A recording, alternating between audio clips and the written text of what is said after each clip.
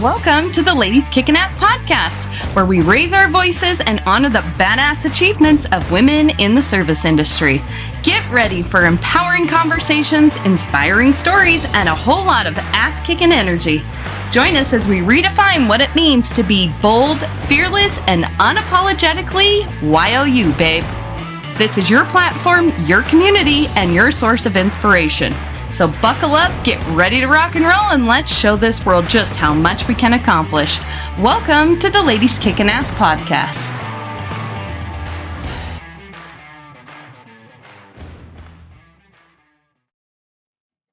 Welcome back to another episode of Ladies Kickin Ass. I am so blessed today to have Dana with us from Boss Moms, and this is a community that I have admired for a long time.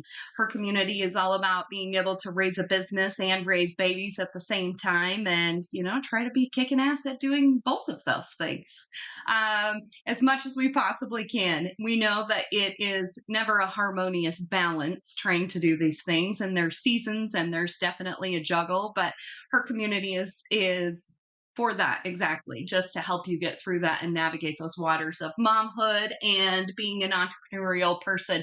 She's also the author of a book by the same name, Boss Mom, that has tons of very good reviews. So kudos to you on that for the book writing on there. And she's also a podcast host of a podcast by the same name. You're just dominating the Boss Mom world right there. So Dana, thank you so much for being here today. Why don't you go ahead and tell my listeners a little bit about yourself and why you started this Boss Mom community in the first place? Yeah. And Boss Mom goodness, that was 2015. So it has been a hot second. And actually Boss Mom is the registered trademark. I have the registered trademark for Boss Mom. So I own it in like 5 different categories, which is very exciting. But ultimately I start like a lot of other people do, where there's some big catalyst that happened. There was a big thing happening, this like split of two people in that owned a company I worked for back in 2012, and I knew I was going to need to leave and quit. And basically they were like letting all these people go. So I was like, okay, how do I set this up so that I can leave in the right kind of way? And ultimately decided that I wanted to start my own business. A mentor had told me you should get into consulting. It's a way better job. And so went in and decided I was going to have my own business. And the last day of work was New Year's, and everybody took me out and we all had shots of tequila. And then 12 weeks later, I found out I was pregnant with my son. And he's here. He's like, that's me. Yeah. And so, which is, we had wanted children, but my husband and we worked so much, in corporate that it was 14-hour days, and he was working long hours, and it just wasn't happening. So I think my body told me like, oh, it's time. Yay. Which was amazing. Except for I became a boss and a mom, like all at the same time.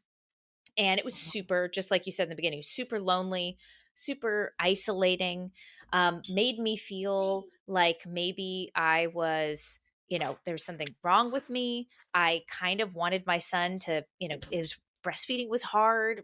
Having a baby is hard. Being the one, I tell moms that haven't had kids before, I'm like, don't let the only time you're holding your child in the beginning, when everybody wants to hold your baby, be when they are trying to get to sleep or when you're trying to feed them, because then being a mom just becomes super stressful. Like, say no to everybody and tell them to back off and let you have that time when the baby's being nice and loving. Like, don't let them just hand them back to you when they're upset, because you're the one that can handle it. Agreed. Yeah. So like the first 6 weeks, 8 weeks was hard. And I kind of just wanted my son to nap so I could work on my business, which I was really excited about. It's not that I wasn't excited about my son, but I don't think we talk about how traumatizing birthing a baby actually is on your body. Mm-hmm. And now all of a sudden, this is the rest of my life. That's scary. Like, it doesn't mean I love my son any less, but for us to ignore, like, of course you look at your baby and you can't even fathom loving anything more. And it literally has changed the rest of your life. You never get to do anything again fancy free. You never get to just do something selfishly with yourself in mind. I can't even explain to you how many times I was just the designated driver when we'd go out, like used to go out, and you could Uber home, and it was hey, you get to have fun with your friends. Because even if I could drink, what if my mom called me at 3 a.m. because my baby needed something? And yeah, it's like Mm-hmm. your just whole world changes. So we don't acknowledge that. And so I was very sad and isolated, that felt like I want this business, I want all these things, but I also wanted this baby, but they came at the same time. And if I care about my running this business, then I'm a bad mom, and all of those feelings that, to be honest, are certainly valid feelings, but I didn't feel like they were valid because I had nobody else telling me they had them. All I assumed was that I'm a terrible person and a terrible mom, and I Mm-hmm. must be super horrible because every other person has a beautiful, perfect time and nothing ever goes wrong, right? that's what Which, that's what's portrayed. That's what's talked about. I resonate with this so much. well, that's what I think we're only comfortable talking about. One of the things I actually love, because it's been 10 years, what I absolutely love about, but we started Boss Mom because of it, right? Like, I sat down and I decided to write a book because I'd always wanted to write a book. I was in a mastermind at the time, and we decided basically when my son was 5 months old to move from in where were we, Ohio, from Columbus to back to California where my family is. And the moment I got here, there was entrepreneur groups, there was moms that were starting business. It was just a whole different thing. So definitely surrounding yourself. When I was in Columbus, I felt like a crazy person, and people would be like, well, just don't tell anybody you're pregnant so you can go get a job, so you can have that security and safety. And I was like, I don't Yeah. want any of those things, right? And I came out here and they're like, yeah, I started a business, like, let's do this. So it's in a mastermind. Somebody had a friend of mine now, Azul Torres, was a book coach, and said, if you want to write a book. So I wanted to write a book called Expand Your Reach, on social content, like on marketing, because that's what my specialty was, and ended up writing Boss Mom because when we did all the mind mapping, that's all the things I cared about, was how I felt and how it messed with my identity and how it made me feel like wanting to grow a business made me a bad mom, and how silly that is. Like, that's just such a Yeah. silly thing to think, that I am not an individual. Like, if I need to believe that my children are fully formed individuals that have opinions and thoughts, and at some time are going to break away from me and do have their own life, then I need to imagine that I also am a fully formed human being who, before they were born, had opinions and had things that I did that had nothing to do with my Mm-hmm. children. And the idea that those things just stop existing when I have a child, or doing those things are selfish, is just something that women bring into themselves. It just happens. It just naturally happens. And so Boss Mom came out, and then it did so well that we started podcast, and we started the Facebook group, and we just started the community, which then led to all the business aspects of it, talking about time management. And eventually my specialty is messaging, is teaching moms how to use the right kind of messaging, because most of our moms are nurturing and they want to impact people and they want to make sales, but they don't want to do it in a way that feels like they're that nagging salesperson, or they're cold calling people, or they're all the sales tactics that they're being and marketing tactics are being taught. Like, I don't want to do those things. I don't want to dance around. I want to actually be known for my brain. I want to actually have Yeah. integrity in what I do and lead a good example for my kids. So we teach a different kind of marketing and messaging for that. But it started out with moms just going, you're not alone. Let's all be honest about how freaking hard this is. And then you're not Mm-hmm. selfish for wanting to start a business. That is a completely natural thing to want to do, to have an identity outside of having children. Yes. Oh, you have to, because as our kids are getting older, I think it helps you realize even more so, like, they're not always going to be here. And I have so many friends and even family members that they're like, well, I have to raise my kids first and then. And I'm like, but we can talk about how we can do these things together. So, a question I have for you is, as an entrepreneurial mom, how do you feel that it's important that your kids are involved in part of that journey? Yeah. I mean, speaking of that too, by the way, the kids get involved no matter what anyway, by the way. They find ways to just infuse themselves into everything you're doing. they're home this week. So they're like, hey, we're going to go. I'm like, I'm not paying attention to anything you say. Just be alive when I'm done Leave with a this thing. note. Yeah. But here's the funny thing is when we started, some of the things that I taught is from a marketing perspective, we use what's called opinions based messaging, which is what we've developed over the last 7 or 8 years. And it really helps us stand out in the market. But it's because I used it and then noticed people in the same kind of spaces were using this and it works, which is I have some key opinions about how the world works and about what's wrong with the world as to why we feel and do certain things. And one of the things that I have in the Boss Mom book that I would talk about is like, let's stop talking about balance simply because the word on in itself means that one thing is over here on the seesaw and one thing's over here. And if you just have the right amount on each, then it's balanced. Your kids want to be involved, right? So I used to tell people, like, Yeah. you've got to review a proposal, you've got to do something, you've got to edit something, print a duplicate out of what you're doing, hand it to your child and let them draw on it. Like, you have to write emails. Tell your child to write up an email. I used to have my daughter, like over Voxer, I'd be like, hey, I need to tell clients some updates or things to do. Why don't you give that message? And then I would tell her what to say. And she would, my clients loved this. She would deliver the like to-do list of things we needed to cover or a recap of things. Letting them do print things, like letting them click on things and also recognizing when your kids are going to make doing what you're doing frustrating. So when my kids were under 4, having a keyboard out was annoying because they want to be on the keyboard. So either I got a secondary just keyboard, like the not the computer, but just the keyboard, and I would give one to my daughter so she could feel like she was typing when I was typing.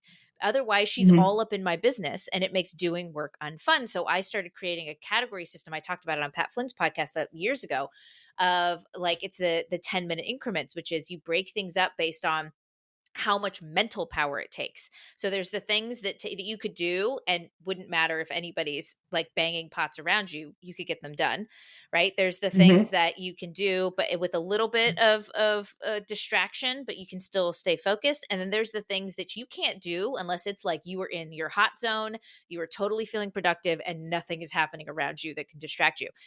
What we tend to do is we tend to think that all of those can just happen no matter what. And so we try to do the things that take a lot of brain power when our kids are running around or right when they need a snack or something's happening. And it causes it to make things unfun, frustrated. And then we start to wonder, like, maybe this business is taking away from me being a good parent.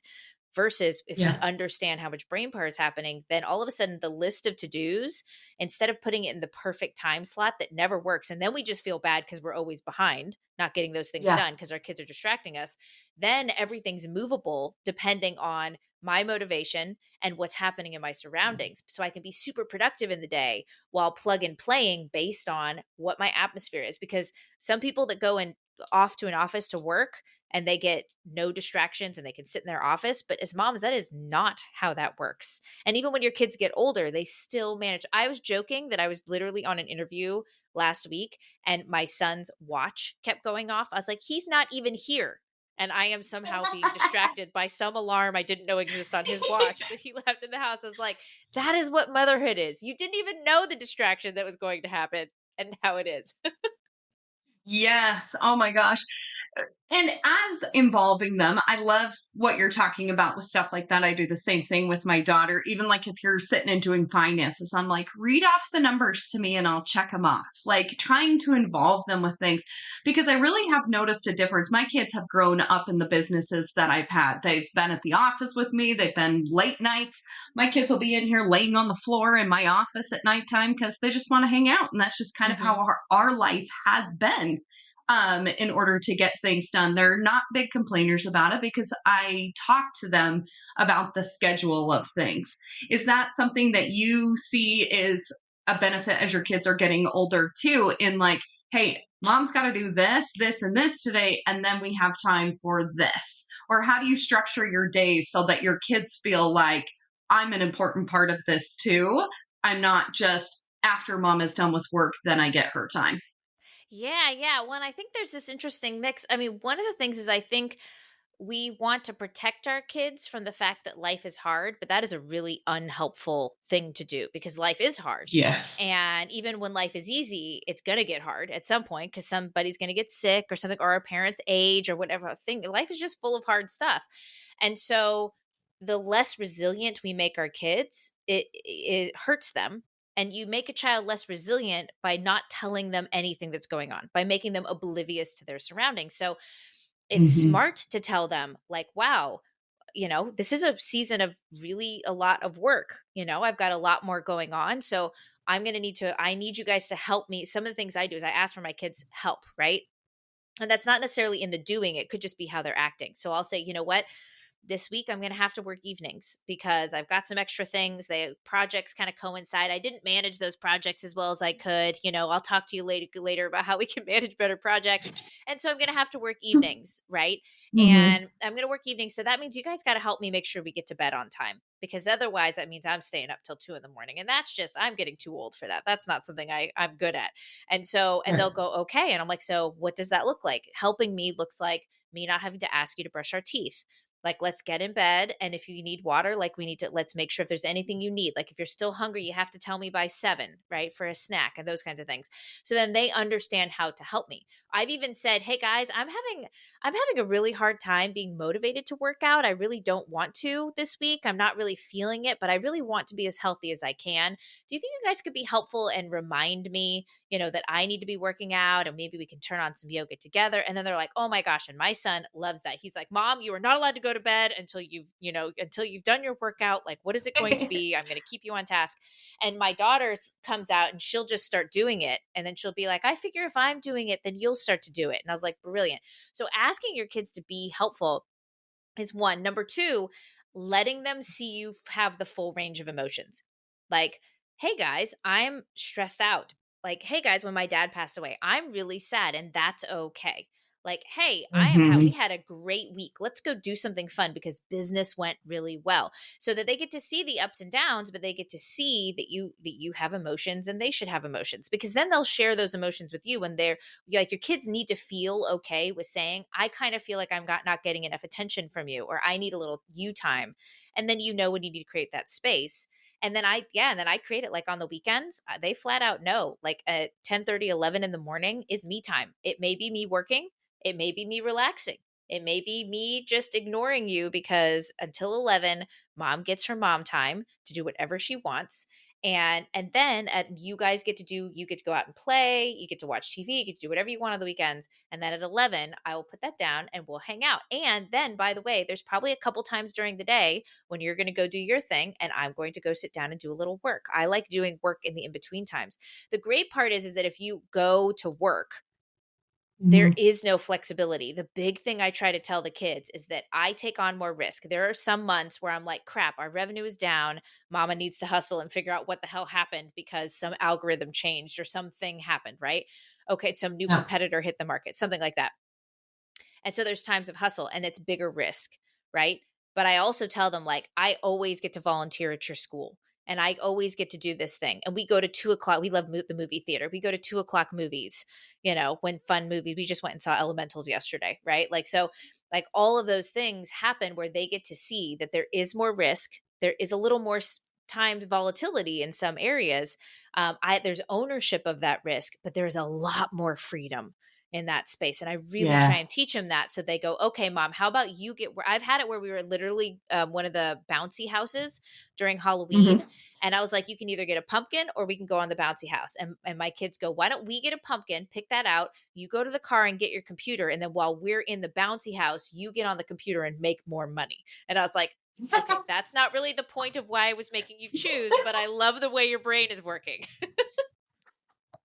But just like that, like that's an example. That's exactly what I was going to lead off on. And it's like the kids that grow up with entrepreneurial moms, and I say moms more than dads because I think we incorporate the kids more into the business because we're just more hands on. We just are. And how that changes the conversation that your kids have and the way they think about working stuff. I have 2 of my own kids that I have here. And then when I married my husband 3 years ago, he has 3 kids too. Oh, that's a lot They of come kids. from, it's a lot of kids. That is a lot of kids. They come from very different upbringings. Like my husband has always had a job, and their mom has always had a job, and they went to work, and then they came home, and then work was done for the night. My kids have very much had, and the whole reason why I started a business is so I had that flexibility, just like you're talking about. I will never miss a school thing. No one will tell me I can't come support your soccer team, things like that. And so it's very interesting, the conversations. Like my kids have no problem coming in here and hanging out with me at nighttime because it's almost like I just want mom next to me. So this is how we do this. That's how Mine are the we've done same, it. yeah. And then for them, they're like, why are you hanging out in here? Why don't you come out here and watch TV? Why don't you, my kids will sit in here with like their books or their phones now or whatever it is that they're doing. It's just a matter of spending the time together, but they're Yeah. really absorbing like mom has to prioritize different things, but she never misses in the support side of that stuff too. But then with my kids too, they're like, I want to start this business. I want to do this. I'm going to make money doing this. Have your kids started like having conversations like that about dreaming of their own businesses versus I'm just going to get a job and I'm going to go to college? Okay, what are you going to go to college for? I don't know. That's kind of like one side of our family conversation. And the other side's like, I'm going to go drive an excavator and make $150 an hour? Yeah, I was about to say I get in some arguments with other members of my family because I don't really want my kids to go to college. I Me am of too. that mindset. I think I don't want them near the people that are running colleges, to be honest. And I think it's a waste of money. I think those people are teaching things that were out of style 5 years ago. Yes. And it's like Goodwill Hunting. Like they can learn from online courses the everything they need to know. And I would love to bring back internships and apprenticeships and things Hmm. like that, and like get in and work, like see how people work. So I plan on like connecting them with the people that are in things they want to do, and like get them in internships with a bunch of different entrepreneurs to figure out like what they like. So I'm totally that person that says, look, you can go to college, you could spend 4 years there and there'll be 100 grand, 200, 300 grand in debt by the time you're old. Or when you're 18, you could have already started a business 2 years in the making and have enough money to go spend a year traveling the world and seeing what living actually looks like. And they're Yeah. all like, well, that second one sounds way better. And I was like, well, then let's talk about how you do that. My daughter is way more that way than my son. My son he's an extrovert, but he's more of a leader that likes to rally the troops. So I don't think he knows what he wants to do, because what he is he's a a leader. And sometimes when you have those leader qualities where you're good at bringing people together, he doesn't understand what like the skill is yet. So in my business, because they're both technically employees of me, like I pay them from my business, helps with taxes, and it gives them that cool Oh, yeah. feeling. He's kind of my project manager in the sense that I tell him the things that have to get done, and he's really good at yelling at me and telling me I haven't done them yet. And so he does that really well. And so teaching him what are some of those skills? How can you motivate me? If you're a good motivational person, how do you motivate me? So I could see him going into some of those coaching spaces and things like that. My daughter is much more creative and builder. So my daughter is already like coming up with all these different ways. She's going to have a YouTube channel that's, she loves the ASMR stuff and the sensory stuff. So it's like, as long as you don't have a Mhm. face on there, because she's only 7, it's like, as long as your face isn't on there. I got her a mic, I got her a thing, and I'm making her practice. I made her put a business plan together. They're like, you got to have 25 ideas, and I need 5 videos recorded. How are we going to edit and put them up? Like, when are you going to do this during the week? So that I'm making her think about what that would look like. Because when you're young, you're like, oh, this would be fun. And I'm like, you have to be passionate enough about the things you're doing to show you, I'm going to let you do the fun stuff, but show you what it would look like to actually do something that could eventually make money. And then I'm going to show you how to figure out the things you don't want to do once you figure that system out. And then I'll show you how to delegate and make enough money to pay other people to do those things. But so I really want Mhm. to teach them that process, not just of, oh, I'm passionate about this. This would be fun, or I want to make money. It's like, okay, well then let me show you how you actually make money at that, and then how you grow that and what that looks like. So I have conversations with them about those things all the time. My kids are the ones that are out in front. This is what they did. They get a bunch of candy before Halloween from like Legoland or places like that. Literally before Halloween even happens, they're downstairs and we got it from like the Goodwill. It's this thing. What is it? It's like a cash register that like opens, Mhm. and they're downstairs, like from our condo place, because we live in a complex that down there, like selling the candy. So they bagged them, they've done it, they've done this. And here's the crazy part, which I tells you how freaking smart kids are, because I didn't teach them this. My son is the extrovert that wants to run out and knock on doors and tell people things are for sale. And my daughter wants to be the one behind the cash register making things are run correctly. So they worked out a commission structure, right? That they collectively pool the It's candy awesome. together, and then there's a 50-50 split. But they, but then they act, and they negotiated that, because my son was like, well, it's my candy. I'm going to go out and get the people. So I should get 70%. And my daughter had to argue why she thought she should earn half that. Like, I was so proud. I was like, you're negotiating, there's commission splits, you're like pooling stuff together. I was like, yes, this is how kids should be doing it. Like, who cares if you can add, and know your like, what is it, the square roots of things. Like, I want to know Yeah. that you can negotiate yourself out of something. Like, that's Yes. a real Let's skill. do the practical application of math versus whatever the drawing stuff is with things. It's so fascinating. Oh my gosh. Um, this so important, so important. My 13-year-old has a little business that she sells sugar scrubs too, and we go to like Oh. vendor fairs, and she has her own little setup of stuff. And when she was little, in between building businesses, I was like making hair bows for her because she was bald and she looked just like her dad. And no matter how much pink I put her in, everyone was like, "Your little boy's so cute." I'm like, "It's a girl." And I was broke as could be because I was starting a business. So I was like, I know I can figure this out. So I started tying bows. And then people at our church kept saying, "Where are you getting these beautiful bows from?" So I was like, "Oh, I could sell these. I could sell these." But when my daughter was like 5, 6, she would come to like vendor shows with me, and we would sell these hair bows. And then when she started getting old enough, she could like glue some flowers together, and she'd like go out and be like, "I made these." We'd go to like little retirement communities and stuff because grandmas were great for selling that stuff at Christmas time. Yeah. And she'd be like, "Do you want to see the ones I made?" And she would do all this. So it was really just her, the saying of like, kids pick up more, it's caught more than it's taught to them. And it's times where we think, I didn't teach them this, but they have watched you in the ways that you have carried yourself in business. And although, even like the commission stuff, you may not have directly taught them that.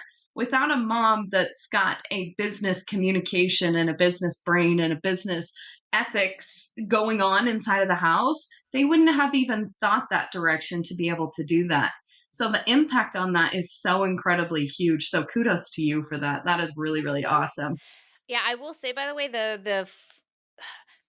if you incorporate into that the emotional roller coaster of being an entrepreneur, and you share that with your Mhm. kids, I can't even tell you. My son's turning 10 this year, and in the last year or two, like, he feels comfortable enough, because I shared when I'm having a hard day, that he's come up to me and said, "Mom, I'm just feeling, I don't really want to go out and play. Is it okay if I just, sit in my room or watch TV or something? I'm just kind of feeling a little, sad." And I'm like, "Okay, well, tell me a little bit about how it feels. Does it feel like you're just feeling a little empty inside, like you love me, but you don't really feel anything? Or are you actually feeling like you want to Mhm. cry, or are you feeling a little frustrated and it's making you feel sad? Like, tell me." And so he'll explain to me a little bit of how he's feeling. I'm like, "Oh, okay. Well, it sounds like you're just having your hormones might be down. Maybe we had a little too much sugar yesterday, or your body's reacting a certain way. You just kind of feel sad today, and that's totally okay. Just relax, and then let me know if you need me. I'm here to talk, I'm here to cuddle, or just give you your space. And we'll make sure we have a nice healthy dinner and lots of water, just in case it's something in your body that's not working right. And then we'll see how you feel tomorrow." And I make those emotions perfectly okay. But because I think I've mirrored those, and like, I'm sad, like, business sucked today, guys, I'm really frustrated, so just everybody be good today, because I think I might yell at Yeah. you if you're not. And you're just honest about those things, because entrepreneurialism Mhm. gives you that roller coaster with which you should be honest with. You're more well centered to go through those things, but also I have absolutely 100% seen my kids be more well balanced in their ability to handle things emotionally and be open to me. They are not open to their dad, by the way. Their dad is very different than I am. We are not together anymore. Lovely human being, does not do the things the way I do, though. and they're scared to tell him things. They're scared to say how they Yeah. feel. They're scared how he'll react. They're scared because he's a much more traditional in the way that you have the parent-child relationship.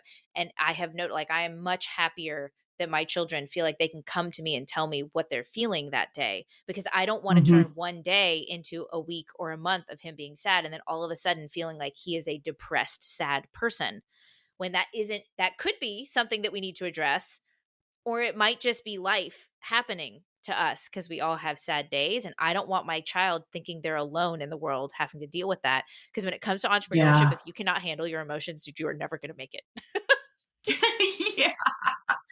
That's so important. It really is. And I think being vulnerable with your emotions that you're feeling in the business, celebrating and the shitty days, that you can say to your kids those things.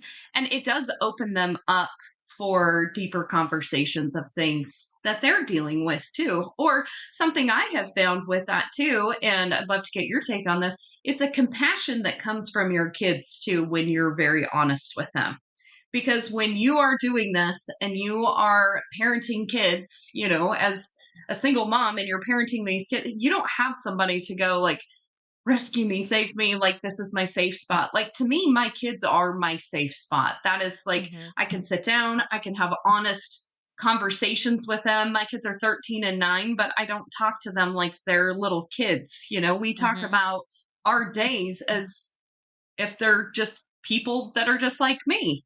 And I Hmm. think that it opens a lot of opportunities for them to be vulnerable and not think, I'm letting my mom down if I'm doing this, or if they're upset about something, that they can come to us. So Well, that's and really not only important that, we but that continue that. that yeah, that's so important, and it translates into our businesses, because if we like, what's working online right now are these truisms, are these vulnerabilities, and the one caveat I say to that is that I tell everybody that we teach, you share scars, not wounds. So if you're right in the middle of the hurt, Mm. share that with your family, share that with your close friends, share that, but don't necessarily go out to the people you want to pay you to coach and tell them where you're hurting, right? Like when my dad passed away, I made this mistake of really letting so much out that people felt bad, and my sales dropped because people were like, well, I don't want to burden you with more, by paying you to help me. I want to give you time to heal. And I was like, no, I need my business to work. Right. And so what I should have Yeah. done is I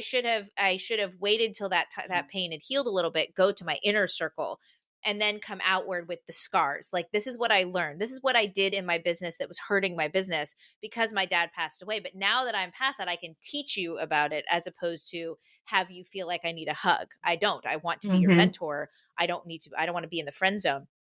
So besides that, the truisms are those things, those vulnerabilities. Like, the reason why Boss Mom worked is because I said the things that people were too scared to say out loud because they thought they'd be judged, and I was like, you won't be Yeah. judged here. You should start a business. In fact, I'm more concerned that your children see that doing what you love is financially viable, that they don't have to do some job or be somebody else's employee, and there's a million ways to leverage that skill. Like, every child is like, oh, well, I will be a ballerina or a doctor or a fireman and you're like, those are literally like none of the positions I would ever probably think would be there's no freedom in any of those. Right? Yeah. There's a million ways to have it. Someone will be like, oh, you're good at this skill, so you should be this thing. And you're like, oh my God, that one skill transits into like 100 different potential things. I want you to know what your options are. I want to know all those things. Sharing that truism, that like, hey, sometimes you love your kids and sometimes you wonder why you had kids, and those do not mean you're a bad mom. Those mean that you're a Yeah. human being, and sometimes you're like, I wish Hmm. I could run away and not have to worry about anything today. Wouldn't that be great? Right? Like, putting too much on our shoulders, we do that. That's unhealthy. Moms, stop doing that. Right? And but Yeah. telling them that, because what they've had is they've had a bunch of validation of bad habits, then we feel bad about it, we feel guilty about it, whether it's your business, your babies, your relationships, whatever. And then we don't share them. If you're out in the world, just the same way you talked about sharing with your kids, if we shared those things with our audience, like saying, I'm having a bad day today, you get to see me cry a little. By the way, I still have a 7-8 figure business, whatever it is that, where I still have this thing, or I still do whatever it is that you're an expert in. I'm a relationship coach. And you know what? I had an argument with my partner, because there is no way to never have an argument with somebody. But let me tell you about how I dealt with it. so that you can understand for you, like those vulnerabilities in your audience work so much better in your marketing than just telling somebody, I solve a problem, let me solve it for you. Because nobody trusts you. That's like a guy saying he No. loves you on the first date. And you're like, what do you want from me? For sure. Oh my gosh, yes. Those stories are the things that make you relatable to people, and people will show up in that. That's why like we preach so much like authenticity. Like stop shrinking yourselves down. A lot of these women that work in these home service companies, they're big bold personalities, they have to be to survive in that industry. And it is incredible that when they go into, they're great with the guys. And I was always like Mhm. that too. Like I get along great with guys. I always had brothers and all my man cousins around, and everything. Mhm. And then I was like, there's not, but I'm lacking this supportive community. I need Yeah. this like women community. I'm great over here, but I'm isolated over here. How do I make this work? And so when I would go into masterminds or groups with people, I would sit in there and be like, can't talk, can't say anything. I'm like, I don't know how I fit in to this, where, That's the where key. you fit into other places. And it's so incredible. In the last one that I just went to, I'm like, you have to show up and just be yourself from right off the bat. Because it's like with those several day masterminds, you get together and you're like, the first day, everybody's just filling each other out. And then you're like, somebody curses or somebody says something you can relate to. And then you're like, oh, there's my people, and you can go over and find these people. But it's like really walking in there because somebody is looking for you. Someone can learn from you, from your experiences that you've had and the way that you carry yourself and the way you talk versus like trying to be like everyone else. I think that's something that's very unique about your community is that you are very open and raw about that. Have you found that that's one of the best ways that you attract and keep people in your community is that genuine authenticity of just saying, sometimes shit sucks and this is what we did, but you don't have to live here and stay here. So it's not just a complain fest, but there's problems and this is how we can support you. Yeah, definitely. And you made the sense of like, how do I belong? That's a number one key. You want a community, people have to know where they fit in and how they belong. That's the number one. So when someone comes into Boss Mom, oh, because we're big enough now that people you get recommended to a ton of people, right? And so a Mhm. lot of times they'll come in and they'll go, oh, this is just a place. I'm a mom, I have a business, or and so I'll just come in and be in this space. But the way we grew and the reason people stay, right, is because we share that this is the space for a woman who does not believe that having a business means that she can't be a present mom. Like that's the core of what it is, right? Which is the people come in and say, I want to live in a world where, like, I want to be a part of a community where I don't have to feel bad that I'm building something. Like I literally volunteered at my kids' school years ago, and a lovely woman, did not mean it in a mean way, said, I love my kids too much to work. And I was like, well, first off, that must be nice.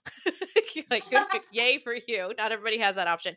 But two, I Yeah. wanted to reply back in my triggeredness and say, I love my kids too much not to work. Right? I don't want my Yeah. kids to be the center of my universe. Now, that is an opinion because there are absolutely vibrant, fantastic communities for stay at home moms. And I love it, man. If I was the person that could hang out with my kids and do nothing but hang out, like pay attention to my kids or homeschool or do those things, man, I would love it. I am not built that way. So I feel bad being in that community Mhm. because I'm not built that way. And I look at them like they're insane. I look at running groups like they're insane. Why? Why would you get up earlier than you have to and go outside and run somewhere so you're not even running anywhere, you're just running, and then you come Yeah. back to the same place? I think you're insane. Why would I've dated a runner before, and we were both miserable because I think he's crazy and he thinks if I just did it enough I would learn to love it. And I was like, I will never run. I have horrible asthma, running will never be my thing.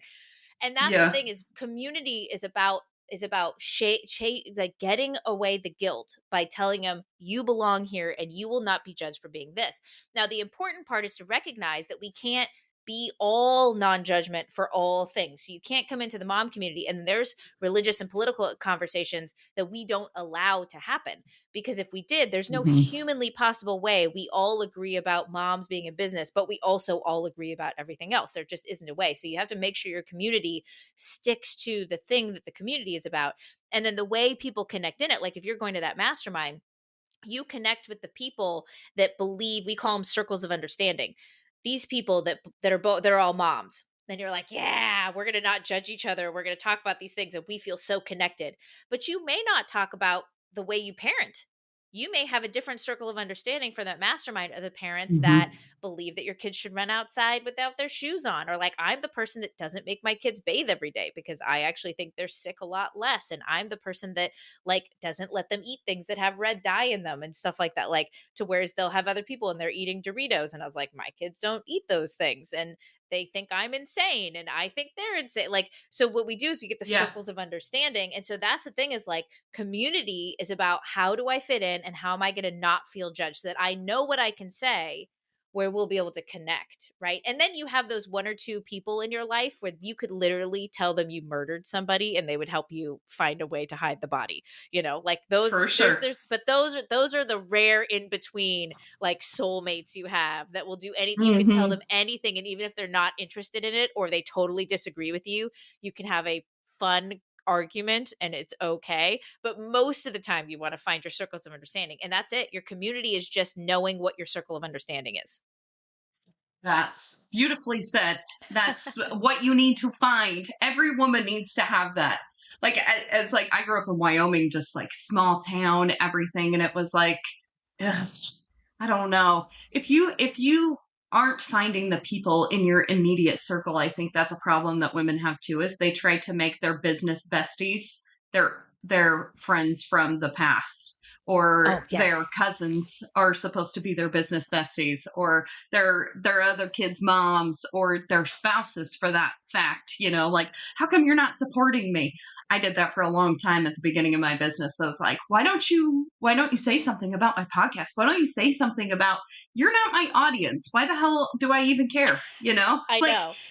you really have to realize, like, some of my best business friends live in Georgia and San Diego. Totally. So it's Totally. like, you have to get into these groups and don't be scared to try to seek them out and find them, and don't stop until you find those people that you can have those very vulnerable conversations with. Yeah, Sometimes I have to text mine and just be like, save me, this week sucks, and like, totally. they know at that point it's like she just needs me to pour into her for a minute before she pulls her Yes. hair out. Well, and So I will tell you too, you said something so important, which is for the people that we love in our life but aren't in that circle of understanding, like your partner or like a parent, right? mhm. Oh my goodness, to understand how they are able to support you, like the love languages make a difference, like how they, because your husband might be, or your partner, your best friend, or your parent, or whatever it is, they, or maybe even your child, they might be showing their support for you by giving you space to do that work, right? Yeah. They might be telling everybody they know how freaking amazing you are, and they're not really great at telling you you're amazing. And so understanding how they work, my ex-husband was this way, to be able to say, well, if you say wonderful things to other people about me but not to me, how can I Yeah. get out of you that you actually think I'm doing a good job? So could I ask you, like, hey, did you, like, what have you been telling other people about me lately? And then he's like, oh, well, I told so and so this amazing thing, and I sent somebody to your website and told them that you started this, and I'm like, oh, okay, then I can understand, like, 2 layers in, that you said nice things about me, because you're not really that great about telling me those things to my face.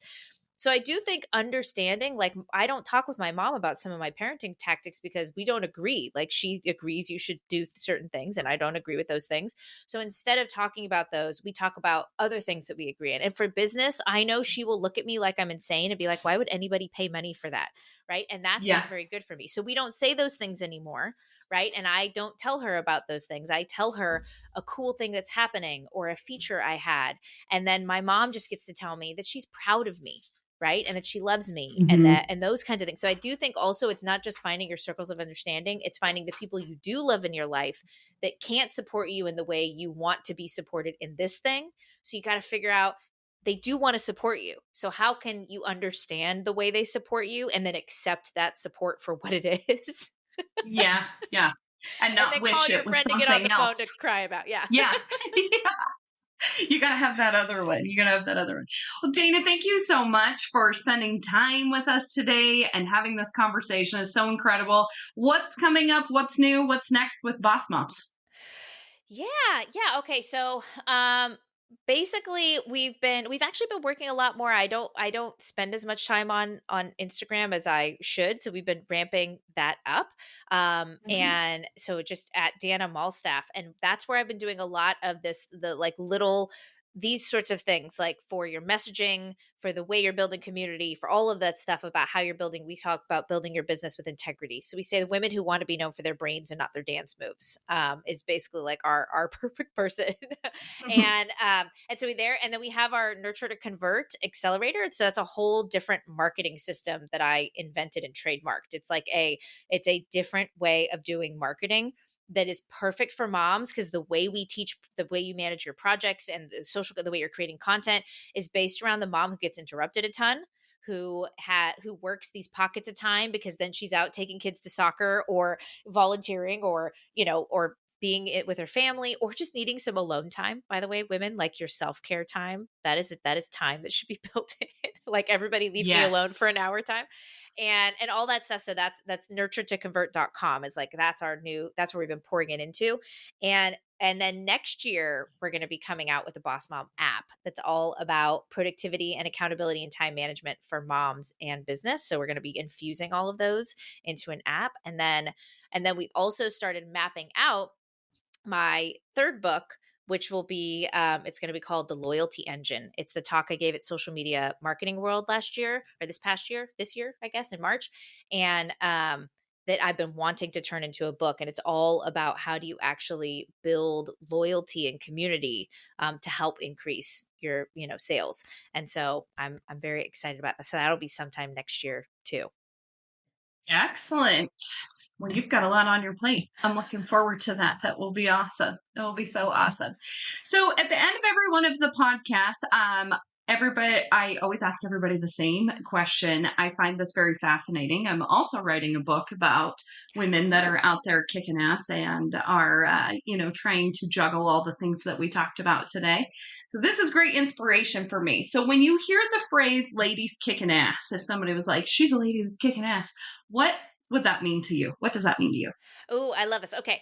I'm going to preface this with the fact that I'm a builder, right? By nature. I like to build things. Like, the way I hang out with my kids is we like build crafts. Like, I do miniatures, we build miniature sets and put stuff together and build games. Like, why would we buy it when we could build it? So I'm a builder. So when I think of ladies kicking ass, I immediately think of skill building, right? Like, we show our kids by getting better at things, getting better at how we, like, I'm 42. Like, I'm kicking ass by actually doing the research and doing the things so that I can stay as healthy and young feeling, and hopefully that translates into young looking, um, as I'm growing older, so that that skill building, right? Like, I'm learning how to self-regulate so that I don't yell at my kids. Like, I'm learning how to delegate more so that I don't put as much on my own plate for my business. Like, I'm learning. So to me, kicking ass is the continual self-development of just getting better and better at things. And sometimes, by the way, ladies, the kicking ass, the getting better is getting better at boundaries, the better at saying no, the better of letting go of things and friendships and relationships that don't serve you, the better of like saying that, letting your kids help, and giving yourself space and time. So like, sometimes the kicking ass is the saying no part, but it's all, Yeah. to me, it's all about skill building and just continuing to get better and better. Because when we're 80, we're still gonna be learning and giving and doing all these Mhm. things. So it's like, the woman who kicks ass just doesn't stop. She gives and doesn't stop. By the way, I always have to preface, doesn't mean there's not slowing down and space, but it just means you don't stop learning. Yes. Oh, so good. Thank you so much for being with us today. I can't wait to share this with my audience. I know that we'll get so much out of this. Thank you for being so vulnerable and for being a kick ass mom that is doing all of the incredible things we talked about today. It really is inspiring. Thank you so much. Thanks for having me. Thanks for being part of the Ladies Kickin' Ass community. Cheers to all you badass women out there. Keep rocking your power, igniting your fire, and making waves in the service industry. If you loved today's episode, please do me a quick favor. Take a screenshot, post it, and tag us at Ladies Kickin' Ass. Be sure to include the link to your favorite episode. Your support in spreading the word means the world to us as we aim to empower even more women. Hit that subscribe button to stay tuned for more kick-ass episodes. And don't forget, a 5-star review is the ultimate high five. Connect with us on social media. All the links are in the show notes. Thank you for being part of our tribe. Now go kick some serious ass, lady.